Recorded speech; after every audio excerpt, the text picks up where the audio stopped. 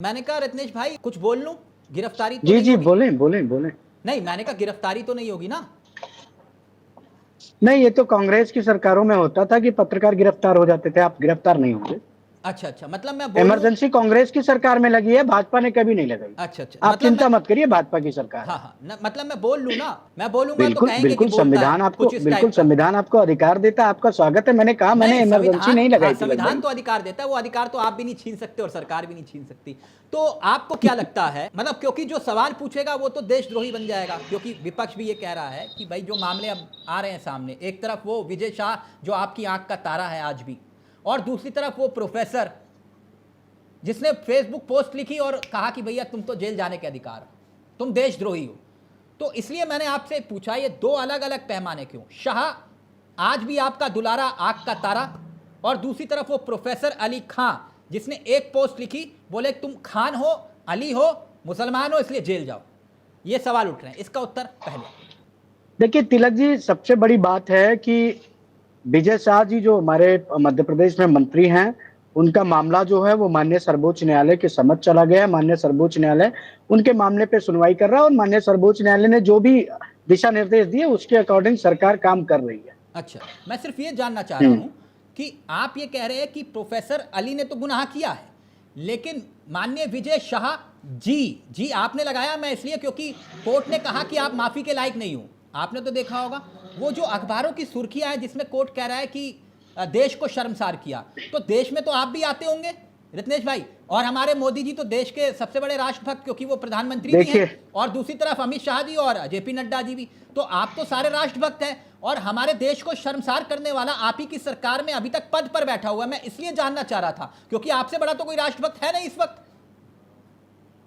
देखिए तिलक जी, आपने कहा कि मैंने विजय शाह जी कहा और दूसरे मैंने प्रोफेसर साहब भी कहा है, आपने सुना होगा ठीक से, तो मैंने प्रोफेसर साहब भी कहा है। हाँ। देखिए, मैं अवध में पैदा हुआ, हमारी तहजीब है जी और साहब कह के बात करने की। नहीं, मुझे कोई हम तो आपत्ति नहीं है, कोई आप कितना मंत्री भी के कमजोर पीछे हो, जी कितना भी लगाइए, वो उसके नहीं हकदार हैं क्योंकि वो पद पर बैठे हुए हैं, है ना? भले ही वो देश की बेटी, क्योंकि नहीं नहीं मैं प्रो, इसलिए आपको याद दिला रहा हूं क्योंकि आप ही का नारा था बेटी के सम्मान में बीजेपी मैदान में, तो उन्होंने बेटी का अपमान किया, तो आप उन्हीं का सम्मान कर रहे हैं, तो ये दोनों अलग अलग बातें हो गई थी, मैंने इसलिए कहा। Please continue.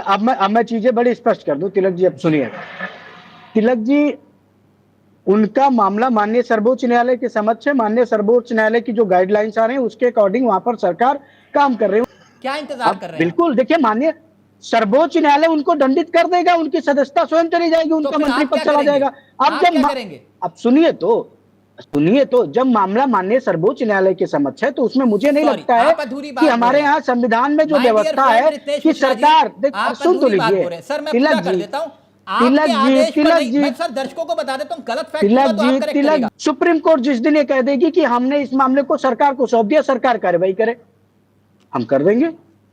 जब मामला सर्वोच्च न्यायालय के समक्ष है तो हम न्यायालय की प्रोसीडिंग्स में मैं इंटरव्यू आपको नहीं कर उदाहरण दूं, सकते सर। मैं आपको उदाहरण दूं, कोर्ट के नहीं कहने के बावजूद आप नहीं, एक्शन नहीं लेते, मैं अब मैं एक आपको चीज और, उदाहरण दे दूंगा। अब सुनिए, नहीं मिश्रा मेरा जी, एक बिंदु और, मिश्रा जी मैं मेरा एक आपको बिंदु और उदाहरण है। दे सकता हूं, आप कहें तो आप मैं आपको उदाहरण दूंगा, और गलत उदाहरण होगा तो मैं माफी मांगूंगा सार्वजनिक रूप से। मैं आपको उदाहरण देता हूं, एक मिनट सैनी साहब, नहीं, एक देखिए, मिनट, मैं आ रहा हूं। मैं मैं आपको, मेरी आपने कहा ना मेरी कि बात और कोर्ट अगर कंप्लीट हो जाए, आदेश थोड़ी देगी, सी बात और मैं आ जाए। पूरा करेक्ट फैक्ट कर देता हूं, आप ही को उत्तर देना है। आपने कहा अगर कोर्ट कहेगी तो वो 1 मिनट में वो पद पर नहीं रहेंगे। ठीक, मुझे एक बात बताइए, पहली बात, कोर्ट के आदेश पर यह एफआईआर दर्ज हुई है, स्वतः संज्ञान लिया कोर्ट ने, कहा 4 घंटे में इस शख्स के ऊपर एफआईआर दर्ज होनी चाहिए। ठीक, पहली बात। दूसरी बात, आपने जो महत्वपूर्ण बात कही कि कोर्ट अगर कोई भी फैसला लेगा तो उसके तुरंत बाद इन पर एक्शन होगा, अगर कोर्ट कहेगा कि सरकार एक्शन ले। कोर्ट ने कहा उत्तराखंड के कैबिनेट मंत्री आय से अधिक संपत्ति का मामला माननीय गणेश जोशी को लेकर कोर्ट ने कहा कि सरकार फैसला ले। वो आज तक वो मंत्री मुख्यमंत्री के साथ फीते काट रहे हैं, मालूम है आपको? आज तक, क्योंकि कोर्ट ने कहा कि इस शख्स के ऊपर आय से अधिक संपत्ति का मामला है, इसके ऊपर सरकार फैसला ले। कैबिनेट मंत्री आज भी हैं गणेश जोशी जी, मैंने इसलिए कहा। Please continue. अब ठीक ठीक, आपने उदाहरण देके बहुत, मेरा जवाब थोड़ा सा आपने मेरे लिए आसान कर दिया। हाँ। देखिए, मैं बार बार कहता हूं, चूंकि आप मुझे बहुत अच्छी तरह जानते हैं, मैं किसी चीज में विश्वास नहीं करता। मैं अगर प्योरली किसी चीज में विश्वास करता हूं तो भारतीय संविधान में विश्वास करने वाला नागरिक हूं। ठीक, मेरा संविधान अगर ये कहेगा कि ये फला वाला चीज होना चाहिए तो मैं उसको इंप्लीमेंट करूंगा, उसको लागू करूंगा। एक मिनट, आप दोनों ही हैं, आप दोनों ही हैं। सर छोटा, मेरी बात कंप्लीट हो जाए, मेरी बात कंप्लीट हो जाए। कैसे मालूम है तिलक जी मेरी बात आपने कंप्लीट हो देश जाए के संविधान का जिक्र किया लेकिन अपनी पार्टी के संविधान का जिक्र नहीं किया। हो जाए। आपकी पार्टी का संविधान क्या कहता है? दुनिया की सबसे बड़ी लोकतांत्रिक पार्टी होने का दावा करने वाली बीजेपी का संविधान क्या कहता है? आपने उसका जिक्र नहीं किया।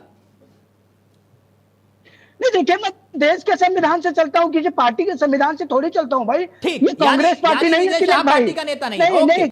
आपने कहा कि भाई संविधान तय करेगा उस मंत्री का क्या करना है, लेकिन संविधान ने तय कर दिया प्रोफेसर, मतलब प्रोफेसर की गिरफ्तारी हो रही है एक पोस्ट पर और मंत्री को लेकर हाई कोर्ट कह रहा है कि एफआईआर दर्ज करो। ठीक है, वो आप लोगों का विवेक। लेकिन मुझे एक बात बताइए, चिराग पासवान का बयान तो सुना होगा आपने, रत्नेश मिश्रा जी, चिराग पासवान का बयान सुना है ना? क्या कह रहे हैं? कह रहे हैं अगर ये शख्स मेरी पार्टी में होता जी मैं सुन रहा हूं, पार्टी से बाहर निकाल देता और पूरी जिंदगी भर के लिए बाहर निकाल देता। मालूम है ना चिराग पासवान क्या कह रहे हैं? मतलब जिन्हें आप बचाने पर तुले हुए हैं, आपके संगठन, आपके गठबंधन के नेता कह रहे हैं इस शख्स को तो मैं पार्टी से बाहर निकाल देता। तिलक भाई अब देखिए, चूंकि मैं जितनी बार मैंने बोलने की कोशिश की उतनी बार कांग्रेस के साथी ने इंटरप्ट कर दिया। मुझे कोई दिक्कत नहीं है, जैसे इन्होंने देश को विकास के पथ से। तिलक जी सुनिए, कुछ नहीं कह रहे आप तभी कोई उत्तर दूंगा जब बीच में इंटरप्शन नहीं होगा। एक उत्तर दे दीजिएगा इस बात को लेकर कि वो जो प्रोफेसर है, मैं उत्तर अपने मुताबिक दूंगा ना, किसी के मुताबिक डिजाइन करके नहीं, क्योंकि आपकी पार्टी में ऐसा सौभाग्य मिलता है, जो आम कार्यकर्ता होता है वो अध्यक्ष बन जाता है। रत्नेश मिश्रा बने, मैं चाहता हूं, आप मेरे मित्र हैं, भगवान करे कि आप अध्यक्ष होते प्रभु राम की कृपा से, है ना? तो आप क्या करते इस विजय शाह को लेकर, क्या एक्शन लेते?